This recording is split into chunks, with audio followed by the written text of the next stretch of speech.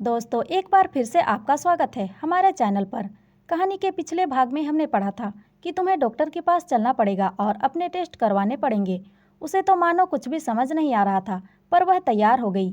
मैं भी नहाकर रेडी हो गया और उसे लेकर डॉक्टर के पास जाने लगा।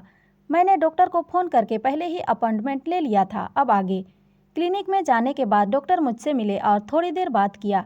मैंने अपनी पत्नी को बाहर बैठा रखा था। फिर मैं अपनी पत्नी के साथ कुछ सैंपल लैब में जमा किए और 5 दिन में टेस्ट का रिजल्ट आना था। मुझे अपनी ज़िंदगी के मुश्किल 5 दिन बिताने थे, वह भी इस औरत के साथ जो कि मुझे समझ नहीं आ रहा था कि मैं क्या करूं।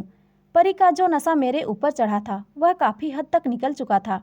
अब उसकी खूबसूरती मुझे उसकी ओर नहीं खींच रही थी, बल्कि मैं और ज़्यादा टाइम फैक्ट्री में रहने लगा ताकि मुझे उसकी शक्ल ना देखनी पड़े। जब रात को मैं उसके साथ सोने जाता तो वह मेरे करीब आने की कोशिश करती, मैं उसे अपने से दूर धकेल देता। मुझे पता है कि मेरी इस हरकत से उसे दुख पहुंचता, पर वह मुझसे जो मांग रही थी मैं उसे नहीं दे सकता था। मैंने कहा, टेस्ट के रिजल्ट आने का इंतजार करो, सब सही रहा तो हम एक नए सिरे से ज़िंदगी की शुरुआत करेंगे।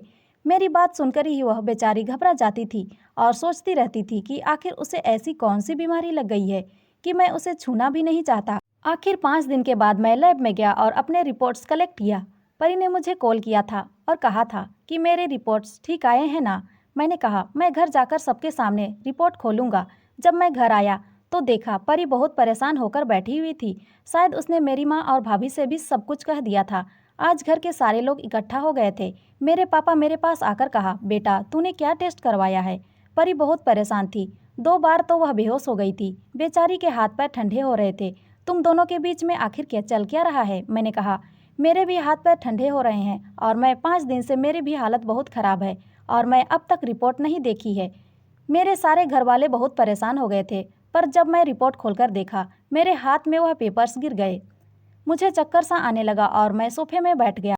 मेरे पापा ने नीचे से गिरे हुए रिपोर्ट्स उठा लिए। परी भी काफ़ी डरी हुई थी। मेरे चेहरे में समझ आ गया था कि रिपोर्ट में कुछ गलत लिखा हुआ है। मेरे पापा के हाथ से रिपोर्ट्स उसने ले लिए।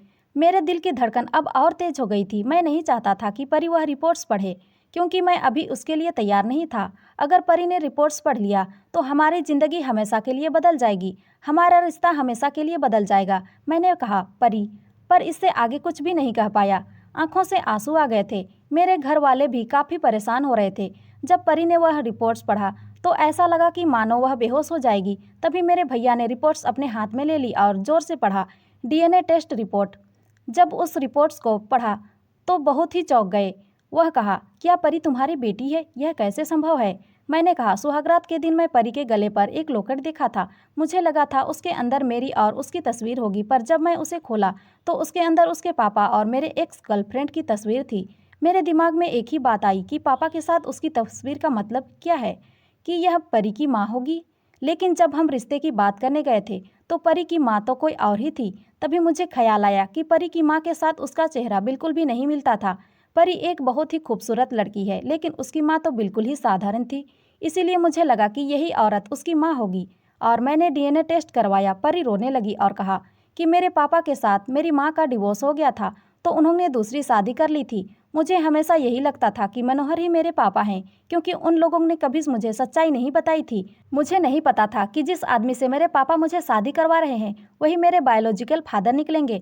मैंने उसकी माँ के बारे में पूछा, क्योंकि शादी में तो उसकी माँ आई ही नहीं थी। उसने कहा कि मेरी माँ अमेरिका में रहती है और उस समय वह नहीं आ पाई थी।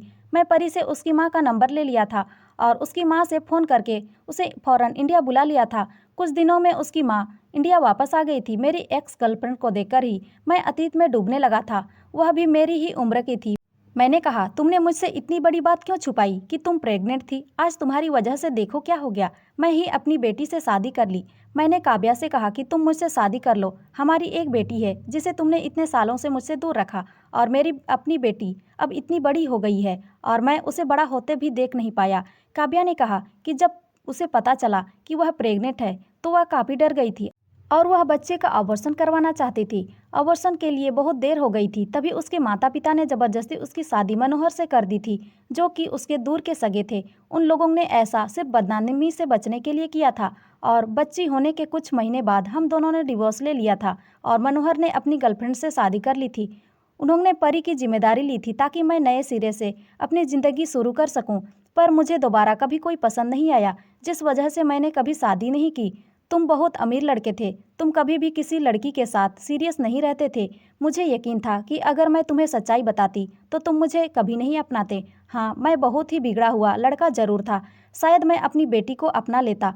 काव्या से प्यार करता था, पर मेरा एटीट्यूड देखकर उसे लगा होगा कि मैं अमीर बाप का बिगड़ा हुआ बेटा हूँ। मैंने अपनी बेटी को आगे पढ़ाया और एक अच्छा सा लड़का देखकर उसकी शादी करवा दी।